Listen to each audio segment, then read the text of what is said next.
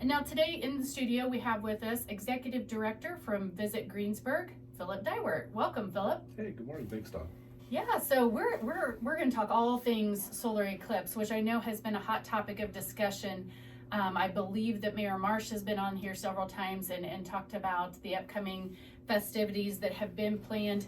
But you are tourism, this is big. This is the moment you were made for. Yeah, no, that's right. So we've been aware of this for going back probably 2 years or more now. The Indiana Tourism Association hosted a roundtable discussion about this, and we kind of have been working on it, been aware of it, trying to make plans. You mentioned it being a big deal. I don't know if the other people have seen this, but Amy Howell, who works for the IDDC, which is the state tourism office, she said this is going to be the largest tourism event in the history of Indiana. Really? Which is wild to think about. Yeah, especially with all the sporting events that we see happening. The Super Bowl, the 500 is every year, Final Fours, and she said this is going to be the biggest tourism event ever. So that's interesting. So I think that is the biggest question that I have heard, and maybe the most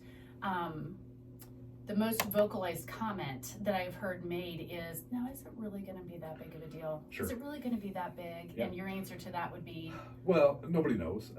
Yeah. We've heard a lot of projections that and some of those numbers are crazy. I mean, we worked with a group of students from Purdue, industrial engineering students. It was the fall term of 2022, so about a year and a half ago now. Mm-hmm. And they looked at our community, looked at the where we're located, the highways that we have that go through Decatur County, and then also communicated with a bunch of the communities down in Kentucky and Tennessee that experienced the full total solar eclipse in 2017. Their number they projected for Decatur County, again, this was a year and a half ago, was 36,000 people. Mm-hmm. The state EMA, kind of early on in the process, told all of the counties that are in the path of totality to expect 2 to 3 times the size of your population. So if Decatur County's population is 26,000, that could be 50 to 75,000 people. Right. And all of that is weather dependent. Of course, it's all just projections. I don't want to be on here and say we're definitely going to have X number of people. But we do know that the hotels are sold out. We have a couple great events that are planned with the city and the county. We know that the hotels are so we know people are going to be here. Power of the Past is working with the county to host the event at the fairgrounds. They're selling campsites, making campsites available. I know they've had several RVs that are already booked. They're selling VIP parking, so guaranteed parking spots for the weekend. They've had a lot of interest in that, actually. So people are looking for places that they know that they can go where they're going to be able to park, be able to get in and out of, have things to do, I think. And I think our community's done a great job to prepare. I tell you, I said we've been thinking about this for probably more than 2 years now. We've gotten so much support. I've been so pleased with our community's response to this. Our police, sheriff, fire, the city and county, the hospital, EMS, everybody's been working together. We've had a standing meeting going back to I think January of last year. So almost a year and a couple months now. Lately, the past month or so, maybe 2, we've been meeting every week. Those folks are prepared. I feel really confident in saying, whatever happens, whether it's a huge number of people or people always say it could be cloudy, it could rain. It's April in Indiana. There's something like a 75% chance of rain that day historically. Now looking at the weather forecast, it does look, knock on wood, it looks like that weekend right now is going to be pretty nice. But that's another factor. We've talked with folks who are, like actual kind of eclipse chasers or like astronomy experts. A lot of those folks, or photography folks. Yeah. A lot of those people are going to go wherever it's nice, wherever the sun is out. So I saw over the weekend that it looks like there's severe weather projected for kind of the south going through Texas. So if there is bad weather down there and it is nice up here, we may see even more people than we had kind of maybe anticipated. So that's a very long-winded way of saying we don't know. I want everybody to be prepared though that there could be a lot of people, and I would say that's how we've approached it as a community. Hope for the best, prepare for the worst. You always hope that nothing negative happens, but with bringing that many people in, people who aren't from here, people who don't know the streets or where to go or things like that, there are going to be medical emergencies, just statistically that's going to happen. I think I've heard the sheriff say there's something like 15 to 25 calls just on an average day to 911. If we have 2 or 3 times the size of the population, that's going to go up. But again, I know 911, they're staggering their shifts. They're going to have, I think, 6 to 8 extra people on call throughout that Saturday, Sunday, Monday. I could not be more pleased with the response we've had from our community leaders, as far as us being as prepared as we can be, I think. That's awesome. So let's talk about, I want to take 2 steps back on this a little bit. We're going to segue off of the eclipse for just a second. Talk about why this matters to Visit Greensburg. So give me a little bit of background information about your office and what you do to support the community. Sure. So we have a lot of names. People call us tourism, or we're the Visitors Commission, Visit Greensburg, Decatur County Tourism. We operate the Visitor Center, which is located downtown, where we have maps and pamphlets and visitors guides and all kinds of information where people can come in and have a conversation about the community, ask questions, get directions. Sure. We can kind of direct people towards places to eat, things to do, different various activities throughout Decatur County. Our primary purpose is to promote Decatur County, promote all of the good things that are happening here, and then try to draw visitors in. We're 100% funded by, it's called the innkeeper's tax. So if somebody stays in hotel, motel, Airbnb, Vrbo, whatever, in Decatur County, there's a 5% tax on that stay, and then that comes to our organization through the county. We're an agency of the county government, and then that's what we have to operate with. So the more visitors we bring in, the more funding we have to work with, and then since I've been there, I feel like we've tried to focus more on marketing, promoting outside of Decatur County, trying to bring visitors in. We have a heavy focus. I think we'll probably talk about the summer concert series. That's been a priority for us the last couple of years. We've invested in several different projects throughout the community over the past few years. We're part of the Stellar Communities team, along with you in the chamber, obviously. And some of those projects that we've accomplished over the past few years, like the splash pad, the Bark Park, the amphitheater at Rebecca Park. We've worked with the Parks Department on some different projects, like the disc golf course out at the city county park here. Just trying to things that will bring in some visitors and increase tourism, hopefully, in Decatur County. So let me make sure that I understand, and for our listeners as well, that innkeeper's tax that you're collecting is what is helping fund those projects. Yeah, exactly. Yeah. Okay. And a lot of those, especially the Stellar projects, it's not just us. The community foundation, the city, the county. We've had other private funders. First Financial was a funder of the Stellar initiative back in 2017. Anyway, it's projects that have been going on for a long time. Because as it takes a long. Any project that we try to do, it takes time and energy and effort and funding. A lot of resources. Talk a little bit about any current projects that you're working on. Yeah, well, okay, so the biggest one is, I mentioned earlier, the concert series. That's kind of become a big focus for us. We do that in partnership with the Arts Council. The city of Greensburg and the Community Foundation are also primary partners. Parks Department, because it's held at the amphitheater out in Rebecca Park. And this is the second year for that, correct? Yeah, last summer was the first year. This will be the second year. The first show is June 15th.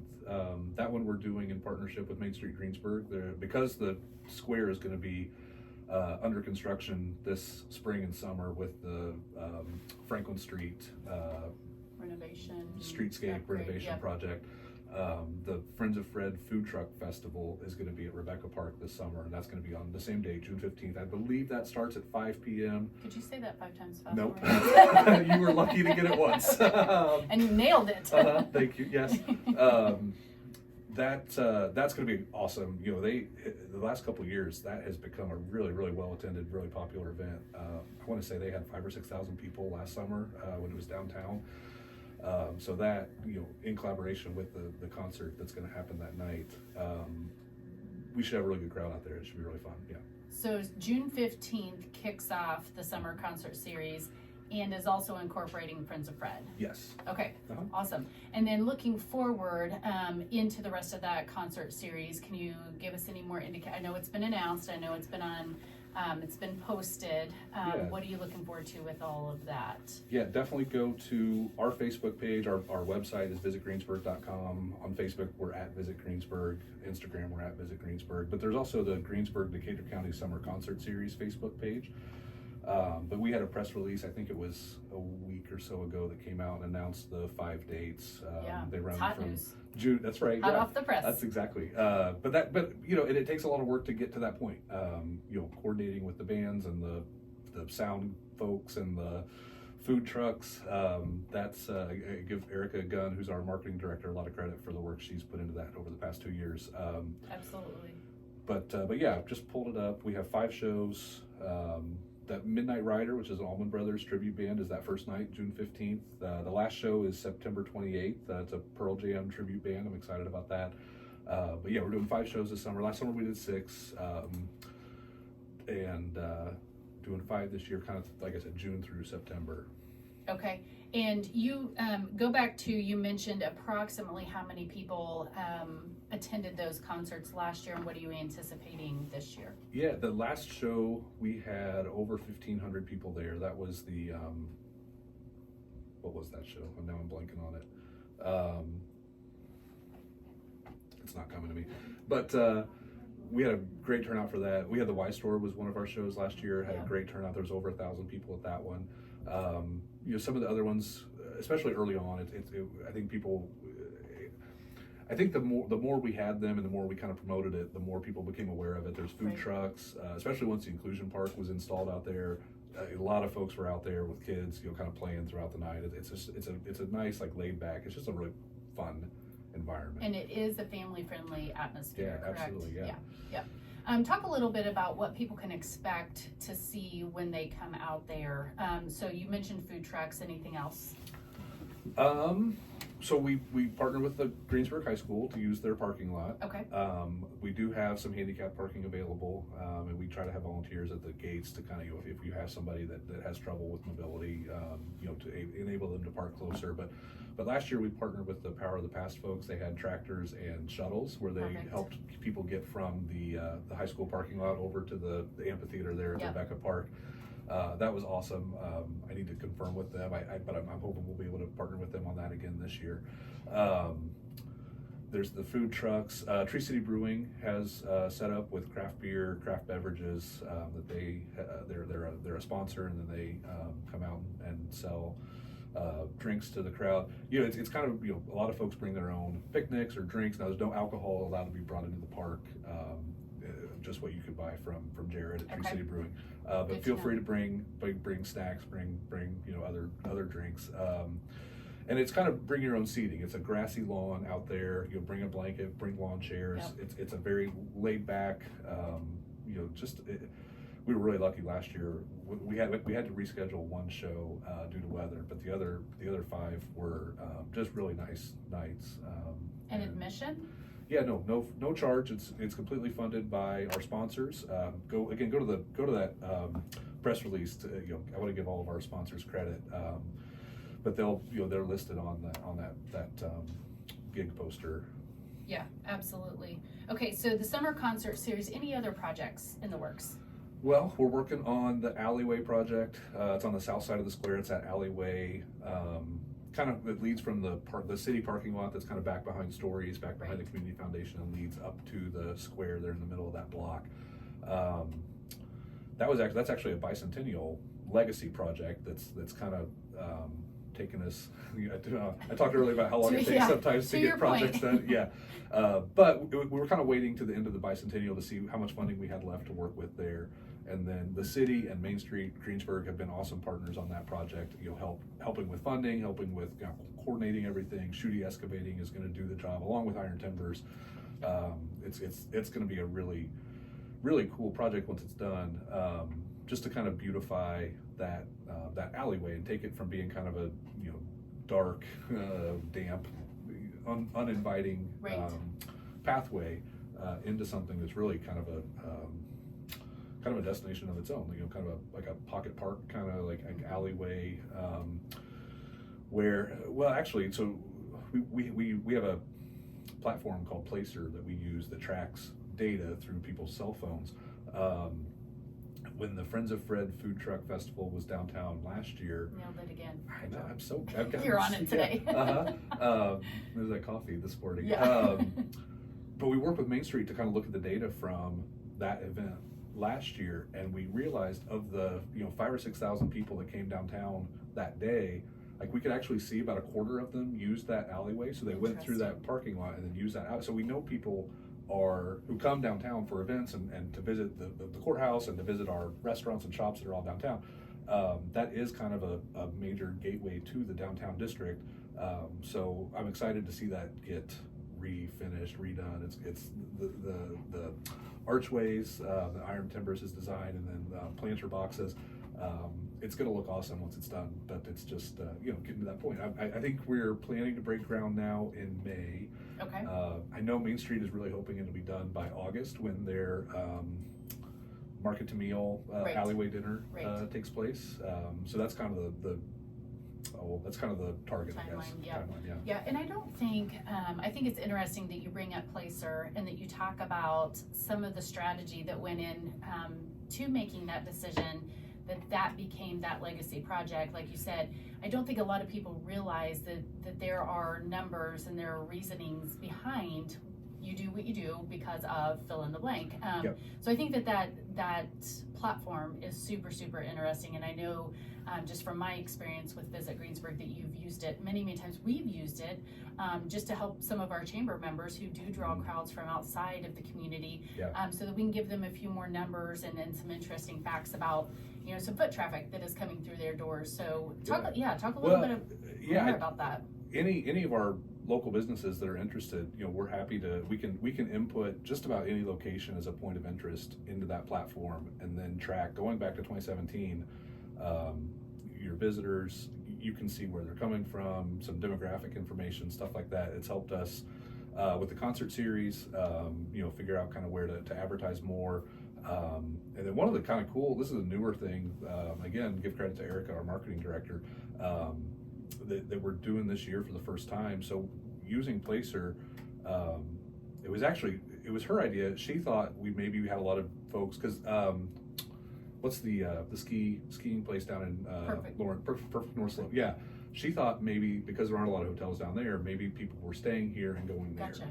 And we kind of put it into Placer, and we kind of realized that wasn't necessarily the case. Okay. People are more coming from like Cincinnati or staying in Lawrenceburg, or more that direction. Okay. But kind of through that conversation, we started looking at like the Cincinnati Reds and like the Bengals and the Indianapolis Pacers and the Colts. Right. And we kind of realized, and it makes sense when you think about it, because of where we're located, Indianapolis doesn't have a professional baseball team. So a lot of Indianapolis folks go through Greensburg to get to Cincinnati for Reds games. And then a lot of, because Cincinnati doesn't have a professional basketball team, a lot of Cincinnati folks go through Greensburg to get to Indianapolis for Pacers games. So this year we're advertising in the yearbook that they give out at all the Pacers games Right. and all the Reds games. So that was something that came out of taking that data and trying to be more strategic about where we're putting those dollars to get the most impact. Because there's a lot of places between here and Cincinnati and Indianapolis where people could stop for lunch or cup of coffee or stay over the night or whatever. Trying to make sure that Greensburg is in the forefront of those people's minds when they're making that trip. So purposeful and so interesting. I think that you're using that platform, like I said, and that you're finding out different travel patterns maybe for people, and just how can we utilize those or that information to, like you said, better advertise what we have right here in Decatur County, and to make this one of those strategic stops for people. Yeah. Well, there's so many good things going on here. Absolutely. You know, and so many, you know, we've got great restaurants, we have great parks, we have so many great shops, and you know, just things to do. We have so many groups doing various activities. You know, Visit Greensburg, we try to be the kind of the one place where everybody can go to see kind of what's going on. We have an events calendar on our website, for example. You know, I'd encourage anybody that has an event coming up, you know, submit that there. That if you submit it to our event calendar, it makes it easier for us then to promote it on Facebook. It's easy to just kind of take it straight from there to kind of plug it into Facebook, and then have an event page for that event there that gets a lot of traffic. But yeah, you know, everything we do, we're trying to promote Greensburg and Decatur County, trying to grow, you know, trying to help all of our local businesses you know, be more successful, is really what we are about. Well, we just have a couple of more minutes here. As I'm looking, our time is almost up already, which is insane. But let's come back around full circle and finish off with the eclipse again. What events can you talk about that are planned that you're kind of inviting people to check out? Yeah, so the city of Greensburg is having concerts and again, I didn't say I said I was going to say it 4 times. I probably am going to now.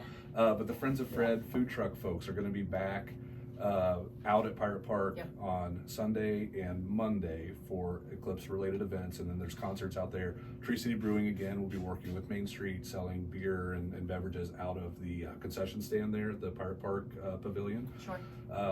So that's going on Sunday and Monday. Out of the fairgrounds, the Power of the Past folks have been awesome partners. They've kind of took and ran with that event out there. That's going to be on Saturday, Sunday, and Monday. They're also doing camping. There's primitive camping all the way up to, you know, various wattages available based on price and size of your RV out there. I mentioned the VIP parking that they're offering out there. I think that I don't want to misspeak. There will be a charge for parking out there throughout the weekend. I want to say it's $5 on Saturday and Sunday, and maybe 10 or 15 on Monday. Okay. Parking is free at the event at Pirate Park. Let's see, the Pride Group has an event going on at North Park on that Monday. And then Wolf Theaters, that's a newer one. They're going to close off their parking lot and charge for parking on Monday. But then they're also going to be showing movies throughout the day. So anybody that's parking at their lot there will be able to go in and watch movies. They got a cool slate of kind of sun and astronomy themed films that they're showing. I had seen that, I think, on your Facebook page and had not heard that before, so I'm glad you mentioned that one. And it's a great location. It's a great idea. You know, they've got the pizza there, they've got other snacks. The Wings and Rings is right there. You know, somebody coming in from out of town. Now the hotels are booked, so Holiday Inn probably won't have any rooms available for them. But you know, the hotel is right there. You could kind of come in and park and kind of have your full day planned out. Yeah, that's awesome. And just so you know, the Greensburg Decatur County Chamber is working on compiling a list of business information from any local business that wants to submit.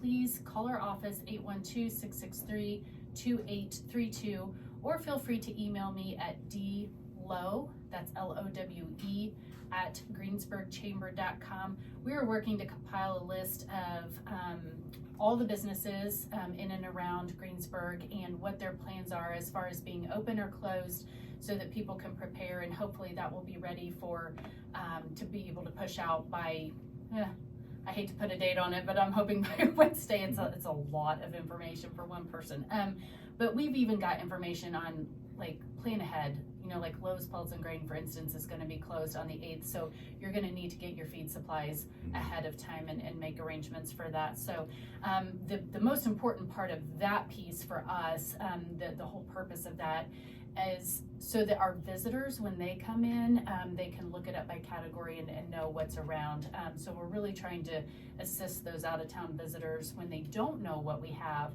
to kind of find that a little bit easier. Well, and that's great to have that database someplace, because a lot of, you know, Google, when people look up restaurants on Google, a lot of them are closed on Sunday and Monday that I think are going to be open that Sunday and Monday this coming week. So no, it's a great resource to have. Well, we're working on it. It's, like I said, it's a lot of information. We've been overwhelmed with the amount of response. So thank you to all those who have reached out.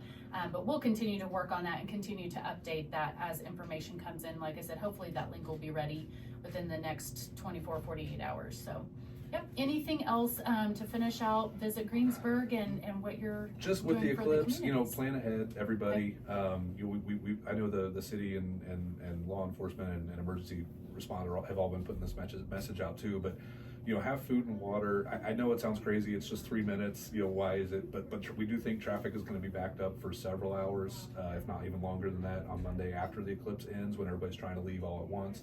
If you have medications that you need, on a certain time, try to get those picked up, Thursday, Friday this week, instead of, waiting until maybe Monday.